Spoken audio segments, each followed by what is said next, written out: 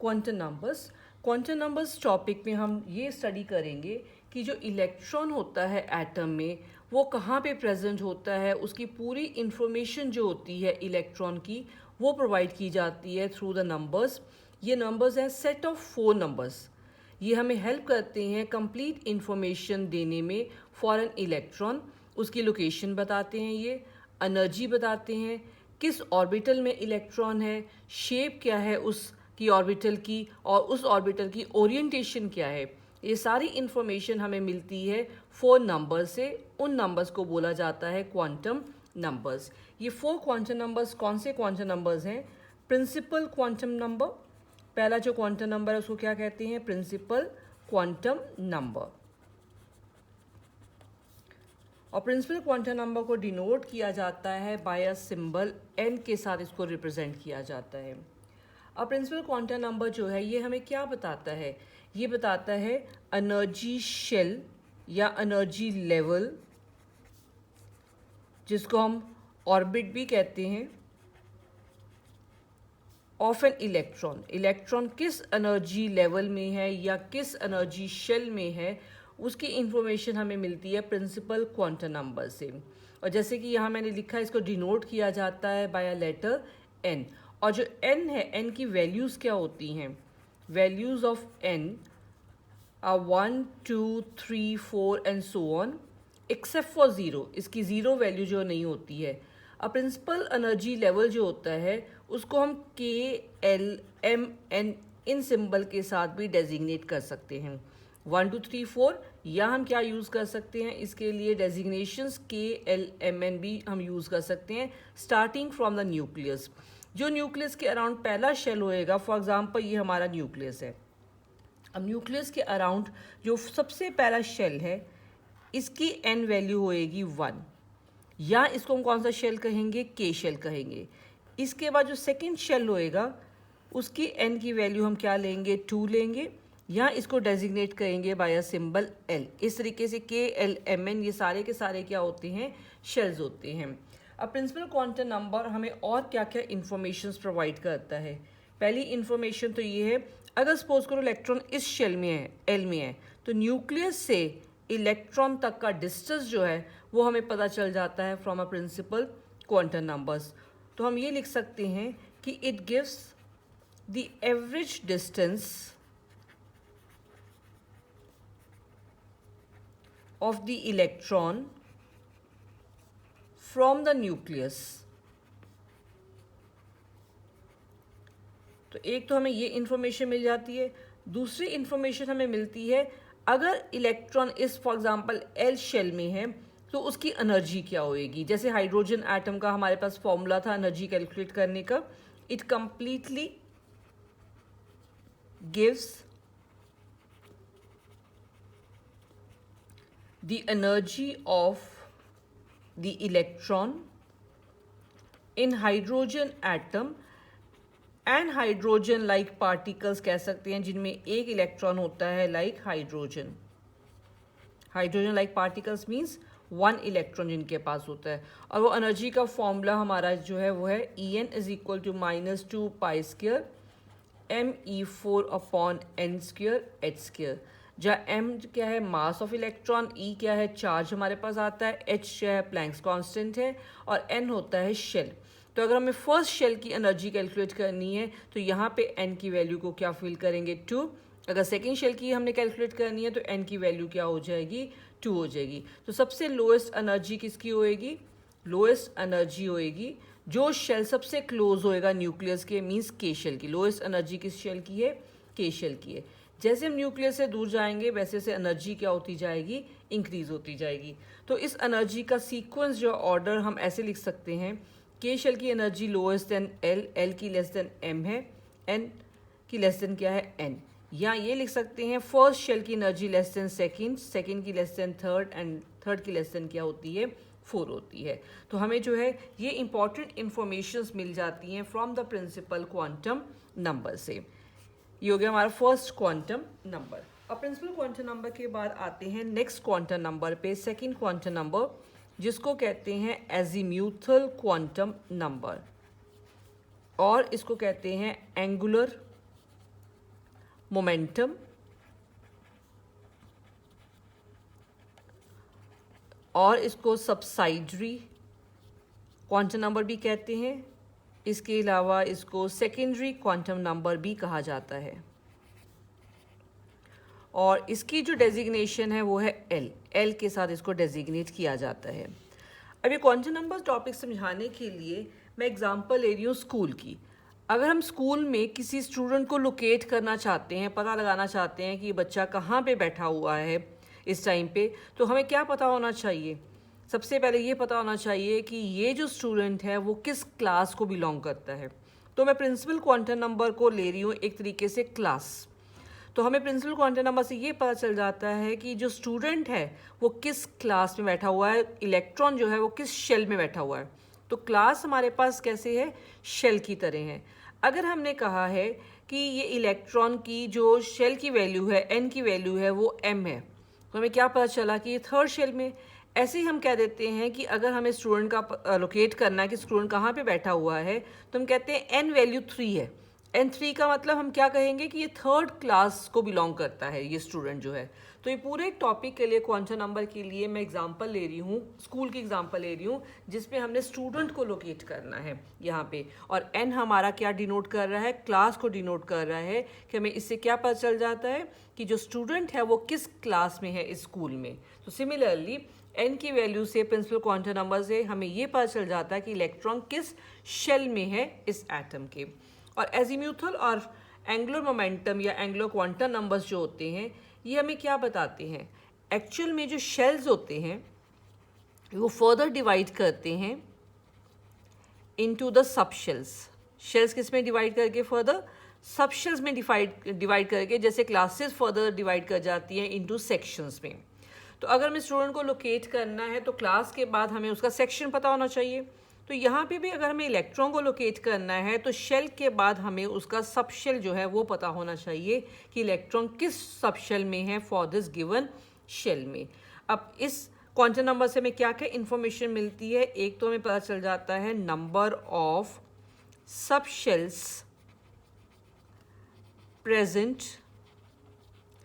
In the main shell, कि इस shell में कितने सब शेल हैं इनका हमें पता चलता है। मतलब इस क्लास में कितने सेक्शंस हैं। अब यहाँ क्लास के अकॉर्डिंग सेक्शंस का नंबर होएगा, ये नहीं कि हर क्लास में 2-2 सेक्शंस होंगे या 3-3 होंगे। डिपेंडिंग ऑन द क्लास या डिपेंडिंग ऑन द शेल यहाँ पे क्या होंगे? सब शेल्स होंगे। तो कितने सब शेल्स हो सकते हैं फॉर द मेन शेल, इसकी इंफॉर्मेशन मिलेगी। दूसरा हमें जो है इनकी एनर्जीज का पता चलेगा, relative energies of the various subshells। और थर्ड इंपॉर्टेंट इंफॉर्मेशन जो हमें यहाँ से मिलेगी इस क्वांटम नंबर से वो है शेप्स ऑफ वेरियस सबशेल्स। इन सबशेल्स की शेप क्या है within the same principal shell.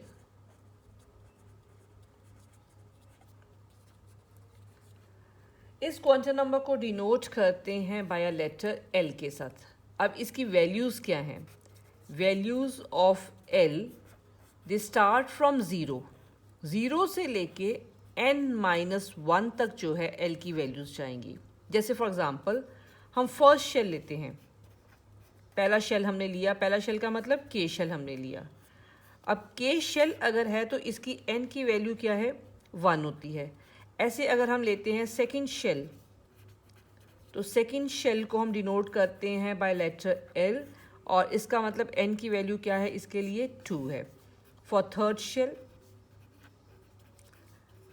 Shell मतलब एम शेल की बात कर रहे हैं और इसमें प्रिंसिपल क्वांटम नंबर की वैल्यू क्या होएगी? 3। फॉर फोर्थ शेल जिसको डेजिग्नेट किया एन के साथ और इसकी एन की वैल्यू क्या है? 4। फोर्थ शेल तक हम लिखते हैं। अब अगर एन की वैल्यू 1 है मतलब फर्स्ट शेल है, फर्स्ट शेल में आगे कितने सब शेल्स होंगे वो हमें पता चलेगा, एल से पता चलेगा। अब n = 1 के लिए l की वैल्यू क्या होएगी? हम ये फॉर्मूला यूज़ करेंगे, वैल्यूज़ ऑफ l 0 से स्टार्ट करना है तो 0 से शुरू करके कहाँ तक लिखना है? n-1 तक। n की वैल्यू क्या है 1, इसमें फिल करो 1 माइनस 1 0, इसका मतलब l की यहाँ पे एक ही वैल्यू आ रही है। एक वैल्यू का मतलब फर्स्ट शेल में एक ही क्या है, सब शेल है। जैसे फर्स्ट क्लास में सेक्शन कितने, एल हमें क्या बताता है कितने सेक्शन है, एन बताता है क्लास, एल बताता है सेक्शन। तो एक ही वैल्यू आने का मतलब फर्स्ट क्लास में सिर्फ एक ही जो है वो सेक्शन है। अब आते हैं एन इक्वल टू 2 का मतलब एल की वैल्यू 0 से शुरू करके एन माइनस 1, एन की वैल्यू क्या फिल करो 2, 2 माइनस 1 का मतलब 1। एक्चुअल में एल की वैल्यू जितनी एन की वैल्यू है उससे एक वैल्यू कम तक आप लिख लो 0 से शुरू करके। दो वैल्यूज आने का मतलब सेकेंड शेल में कितने सब शेल हैं, 2 सब शेल है। सेकेंड क्लास में कितने सेक्शंस आ रहे हैं, हमारे पास 2 सेक्शंस आ रहे हैं यहाँ पे। ऐसे n की वैल्यू 3 लेते हैं तो l की वैल्यू क्या आएंगी इस फॉर्मूले में फिल करके 0, 1 एंड 2। 3 वैल्यूज आई तो कितने हो गए सब शेल्स, 3 सब शेल्स हो गए। ऐसे n इक्वल टू 4 है तो l की वैल्यू 0 से लेके कहाँ तक लिखेंगे, 3 तक लिखेंगे। 4 वैल्यूज आ गई तो इसका मतलब कितने सब शेल्स हो गए, 4 सब शेल्स। हाँ जी, इसमें फर्स्ट क्लास में एक सेक्शन है, सेकंड क्लास में 2 सेक्शंस हो गए, थर्ड क्लास में 3 सेक्शंस हो गए और फोर्थ क्लास में कितने हो गए, 4 सेक्शंस हो गए। अब ईच एल वैल्यू जो रिप्रेजेंट करती है सब शेल, जितनी वैल्यू है उतने क्या होंगे, सब शेल्स होंगे। अब आगे आता है इन सब शेल्स की डेजिग्नेशन क्या है। जैसे हम स्कूल में लिखते हैं सेक्शन ए है, सेक्शन बी है, जैसे लिखते हैं। अब इन सब शेल्स की डेजिग्नेशंस क्या होती है, इन सब शेल्स की डेजिग्नेशंस होती हैं s, p, d and F. आगे जी एच की अगर हमें ज़रूरत पड़े तो हम आगे जी एच लिख सकते हैं। तो यहाँ पे सब शेल्स को डेजिग्नेट किया जाता है by S, p, d and F के साथ।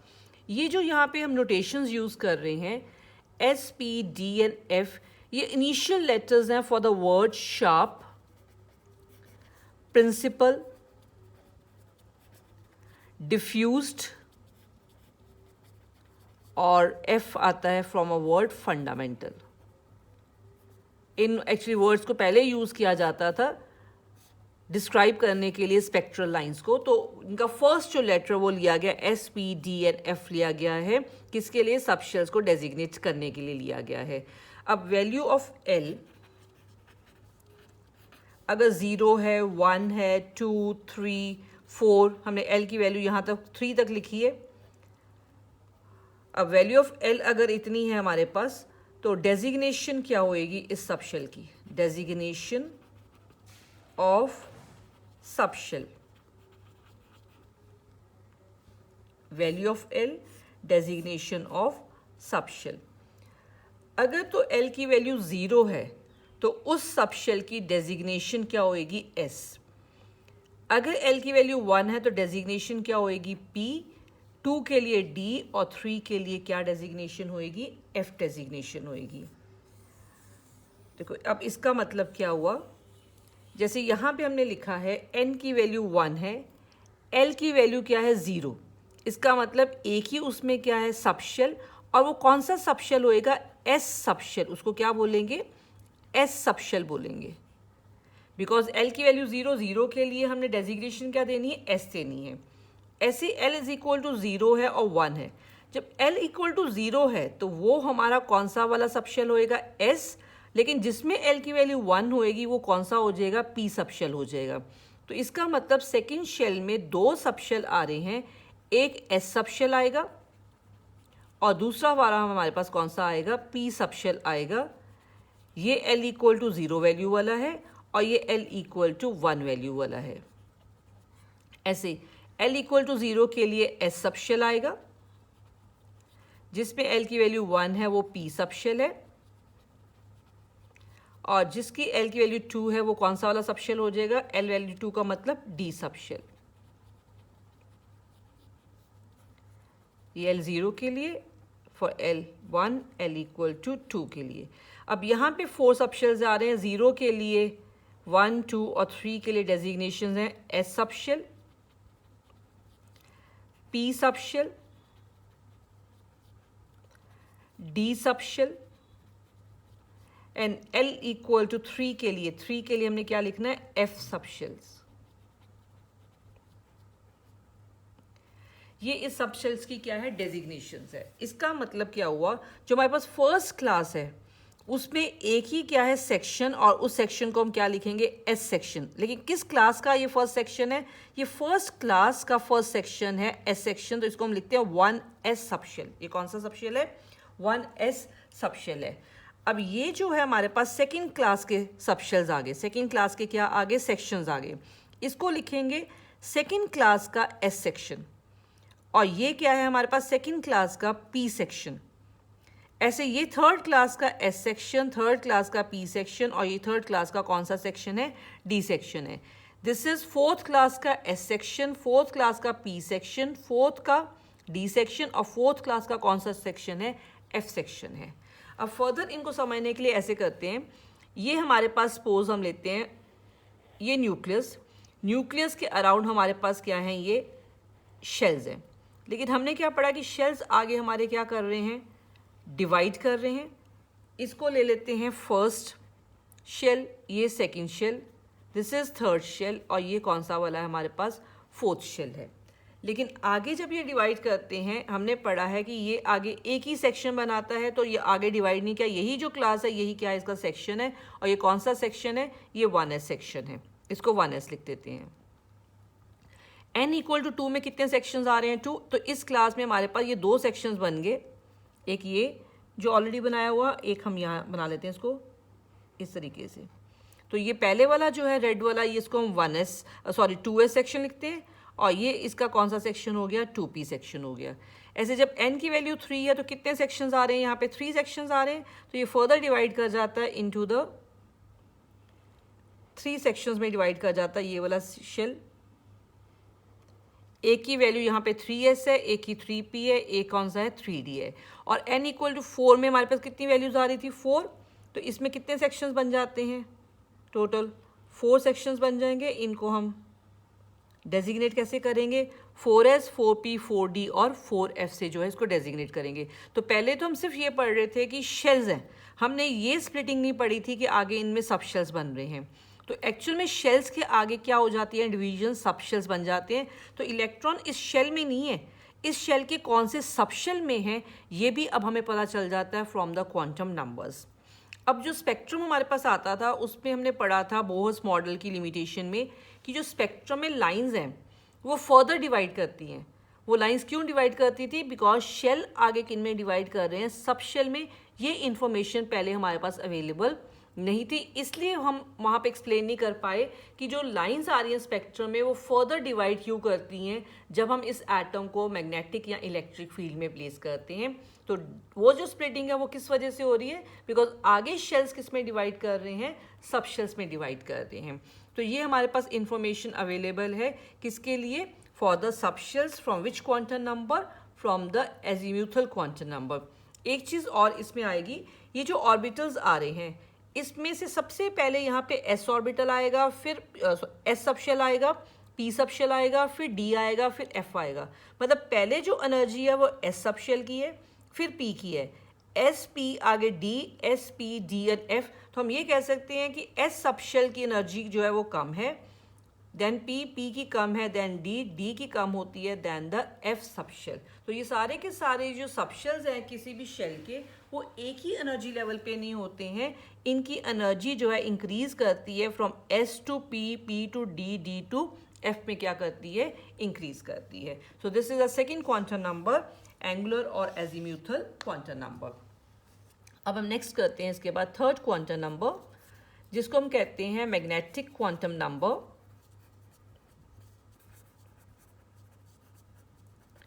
और इसको डेजिग्नेट करते हैं बाय m, या इसको डेजिग्नेट किया जाता है बाय ml के साथ डेजिग्नेट करते हैं इसको। अब मैग्नेटिक क्वांटम नंबर क्या होता है, एक इलेक्ट्रॉन जो है वो मूव कर रहा है अराउंड द न्यूक्लियस। तो इसकी जो ऑर्बिटल मोशन है इलेक्ट्रॉन की अराउंड द न्यूक्लियस, उसकी वजह से यहाँ पे कौन सा फील्ड क्रिएट हो जाता है, इलेक्ट्रिक फील्ड। और इलेक्ट्रिक फील्ड इन टर्न जो है वो प्रोड्यूस करता है मैग्नेटिक फील्ड।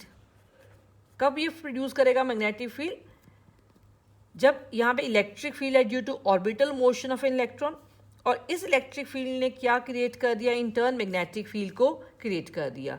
और ये मैग्नेटिक फील्ड जब बाहर वाले, अगर सपोज करो इस एटम को हमने किसी एक्सटर्नल मैग्नेटिक फील्ड में रख दिया, तो जब ये एक्सटर्नल मैग्नेटिक फील्ड के कांटेक्ट में आएगा तो ये मैग्नेटिक फील्ड क्या करेगा, उसके साथ इंटरेक्ट करेगा।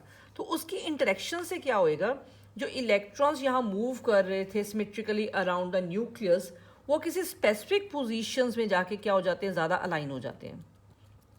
Under the influence of external magnetic field क्या होता है, इलेक्ट्रॉन जो सबशेल के हैं वो ओरिएंट कर जाते हैं, किसी प्रेफर्ड पोजीशंस में अपने आप को ओरिएंट कर लेते हैं। अब पहले हमने पढ़ा था इलेक्ट्रॉन मूव कर रहे हैं 3 डायमेंशनल स्पेस में अराउंड द न्यूक्लियस मूव कर रहे हैं, लेकिन अब अंडर एक्सटर्नल मैग्नेटिक फील्ड ये इसी पोजीशन में फॉर एग्जांपल ओरिएंट हो गए, यहीं पे ज़्यादा हो गए इलेक्ट्रॉन। अब जहाँ पे इलेक्ट्रॉन की प्रोबेबिलिटी ज़्यादा होती है अराउंड द न्यूक्लियस लोकेट करने की, उसको हम क्या नाम देते हैं, ऑर्बिटल का नाम देते हैं।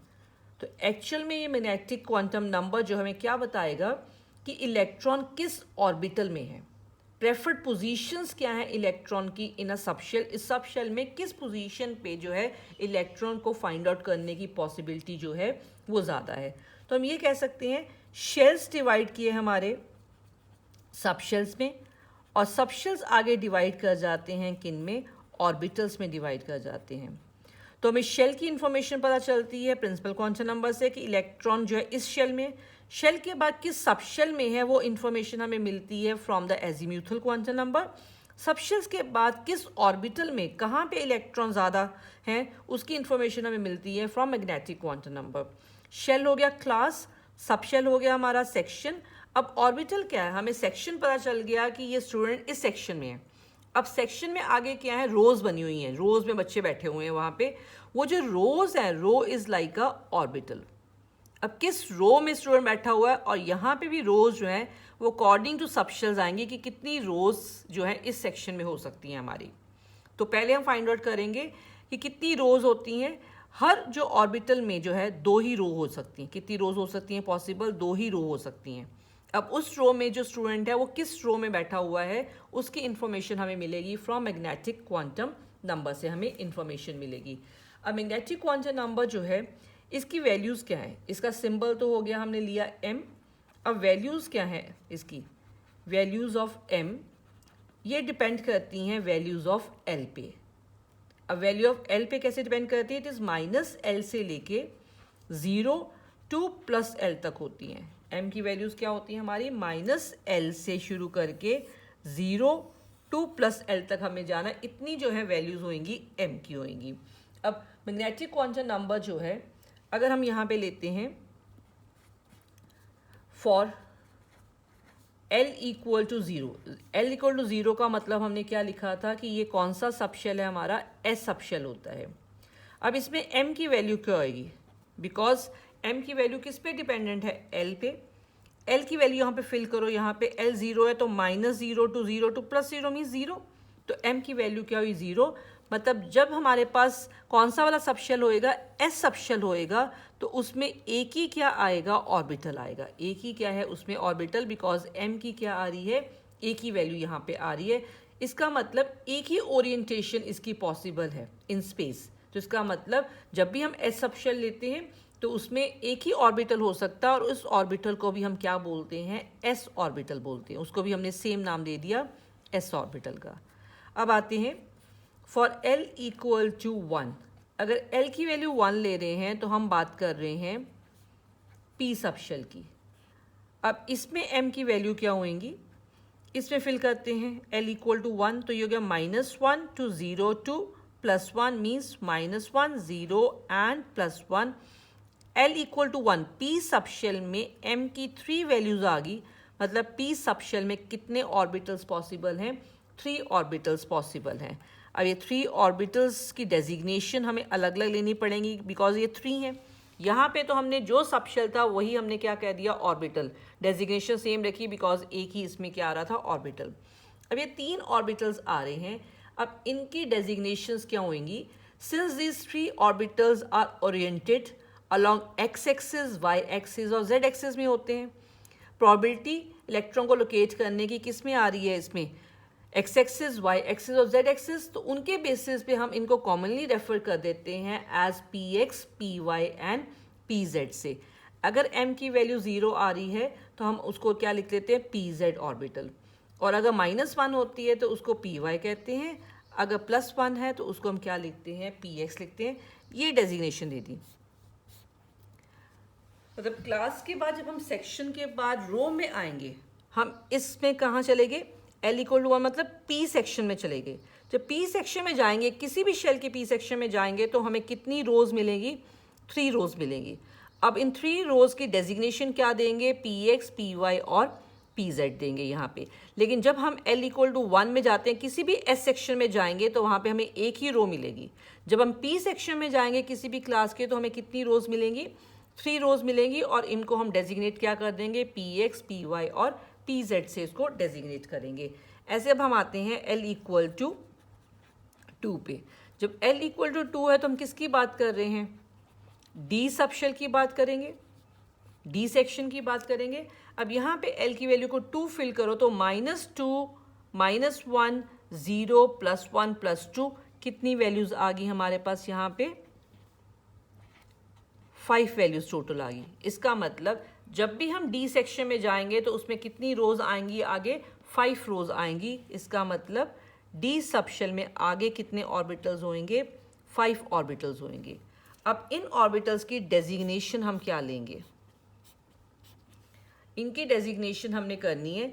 जब यहाँ पे 0 वैल्यू आती है तो 0 के लिए हम इसको लिखते हैं डी जेड के लिखते हैं, और जब हमारे पास वैल्यू आती है +1 आती है, +1 के लिए हम इसको डी एक्स जेड लिखेंगे, -1 के लिए हम लिखेंगे इसको डी वाई जेड, +2 के लिए लिखते हैं d x square y square, और -2 के लिए हम क्या लिखेंगे, डी एक्स वाई डेजिग्नेट करेंगे। अब ये हम जब ऑर्बिटल्स की शेप पढ़ेंगे तब ये डेजिग्नेशंस हमें क्लियर हो जाएंगी कि हमने डी को d x y, y z, z square, x z, x square, y square हमने कैसे इनको जो है डेजिग्नेट किया है। तो 5 रोज हमारे पास आ गई डी सेक्शन में। ये 5 रोज की ये क्या है, डेजिग्नेशंस है। इस तरीके से हम इनको क्या करेंगे, डेजिग्नेट करेंगे यहाँ पे। तो अगर हम कहें एस हम जाते हैं सबशेल में तो उसमें एक ही सेक्शन है जिसको हम क्या बोलेंगे, कौन सा सेक्शन है हमारे पास, ये एस ऑर्बिटल है, तो इसमें हम बोलेंगे एक ऑर्बिटल पॉसिबल है। इसमें 3 वैल्यूज आ रही हैं तो 3 ऑर्बिटल है। जब हम डी में जाएंगे सबशेल में तो हमारे पास एम की कितनी वैल्यूज आ रही हैं, 5, तो इसमें कितने ऑर्बिटल्स होते हैं, 5। ऐसे जब हम L = 3 लेंगे तो ये हम एफ सबशेल की बात कर रहे हैं। अब इसमें जब हम एम की वैल्यूज लिखेंगे तो हमारे पास टोटल 7 वैल्यूज आएंगी। तो इसमें कितने ऑर्बिटल्स पॉसिबल होते हैं, एफ सबशेल में 7 ऑर्बिटल्स जो है वो पॉसिबल होते हैं। यहाँ से थोड़ा सा क्वांटम नंबर वाला टॉपिक कॉम्प्लिकेटेड हो जाता है, लेकिन जैसे हम पहले वाला क्लियर करते जाएंगे टॉपिक, वैसे हमारे लिए ये समझना जो है वो ईजी हो जाएगा। नेक्स्ट इसके बाद हम आते हैं 4th quantum number. 4th quantum number हमारा है spin quantum number. Spin quantum number designate करते हैं एस से या एम एस से इसको डेजिग्नेट किया जाता है। अब स्पिनिंग का मतलब क्या है, अगर ये न्यूक्लियस है, यहाँ इलेक्ट्रॉन मूव कर रहा है, ये सपोज करो हमने ऑर्बिटल बनाया। अब ऑर्बिटल जो है उसमें हमारे पास सिर्फ 2 ही पॉसिबल हैं स्पिन्स इलेक्ट्रॉन की। ये इलेक्ट्रॉन या तो हमारे पास ऐसे मूव कर सकता है या मूव कर सकता है इस तरीके से। अगर ऐसे मूव कर रहा है तो इसको क्लॉकवाइज मूवमेंट कहते हैं, अगर ऐसे मूव करेगा तो इसको क्या कहते हैं, एंटी क्लॉकवाइज मूवमेंट कहते हैं। तो ऑर्बिटल में, एक ऑर्बिटल में 2 ही इलेक्ट्रॉन पॉसिबल हो सकते हैं। एक ऑर्बिटल में कितने इलेक्ट्रॉन, 2 इलेक्ट्रॉन ही पॉसिबल हो सकते हैं। एक की जो यहाँ पे स्पिन होएगी वो क्लॉकवाइज होएगी और दूसरे की क्या हो सकती है, एंटी क्लॉकवाइज हो सकती है। तो क्लास में सेक्शन हो गए, सेक्शन के बाद रोज होगी, और हर रो में हम क्या कहते हैं, सिर्फ 2 ही स्टूडेंट्स बैठ सकते हैं हर रो में, और एक बैठेगा जैसे क्लॉकवाइज मूव करके तो दूसरा बैठेगा एंटी क्लॉकवाइज मूव करके बैठेगा। सिर्फ 2 ही यहाँ पे मूवमेंट्स क्या हैं वो पॉसिबल है। तो ये क्वांटम नंबर हमें क्या बताता है कि ये बताता है कि इलेक्ट्रॉन जो है न्यूक्लियस के अराउंड तो मूव कर ही रहा है, उसके अलावा वो मूव कर रहा है अबाउट इट्स ओन एक्सिस भी स्पिन कर रहा है। न्यूक्लियस के अराउंड इलेक्ट्रॉन मूव करेगा ही करेगा, उसके अलावा वो क्या कर रहा है, अपने एक्सिस के अराउंड भी क्या कर रहा है, स्पिन कर रहा है। This number gives the information about the direction of spinning of electron. Direction of spinning of the electron present in an orbital. Orbital में जो इलेक्ट्रॉन है वो इलेक्ट्रॉन की स्पिन की जो डायरेक्शन है वो क्या है, उसकी इंफॉर्मेशन हमें मिलती है from the spin quantum number. Since electron जो होता है ऑर्बिटल में वो मूव कर सकता है क्लॉकवाइज या मूव कर सकता है एंटी क्लॉकवाइज ही मूव कर सकता है। इसका मतलब जो हमारे पास ये क्वांटम नंबर है, स्पिन क्वांटम नंबर जो एस है, इसकी सिर्फ दो ही वैल्यूज़ पॉसिबल हो सकती हैं। ये दो वैल्यूज़ को हम ऐसे लिख देते हैं +1/2 एंड -1/2 से। +1/2 मतलब क्लॉकवाइज, -1/2 को हम क्या लिख सकते हैं, एंटी क्लॉकवाइज। मतलब दोनों जो हम क्या है दिखा रहे हैं, clockwise and anti clockwise movement को रिप्रेजेंट करने के लिए ये यूज़ कर रहे हैं। या इनके लिए हम एरोज यूज़ करते हैं पॉइंटिंग इन ऑपोजिट डायरेक्शन। ये दो तरीके हैं किस तरीके से हम स्पिन क्वांटम नंबर को जो है वो रिप्रेजेंट कर सकते हैं, यूजिंग +1/2 एंड -1/2, या एरोज को हम यूज़ कर सकते हैं pointing in the opposite direction. तो स्पिन क्वांटम नंबर तो हमारे पास हमेशा ही क्या रहना है, दो वैल्यूज़ ही रहनी है किसी भी इलेक्ट्रॉन के लिए इन एन ऑर्बिटल, +1/2 या क्या हो सकता है वो -1/2। या तो क्लॉकवाइज मूव कर रहा है इलेक्ट्रॉन या क्या मूव कर रहा है एंटी क्लॉकवाइज। और एक ऑर्बिटल में दो ही इलेक्ट्रॉन हो सकते हैं बिकॉज दो ही स्पिन्स पॉसिबल हैं, या क्लॉकवाइज होती है या एंटी क्लॉकवाइज।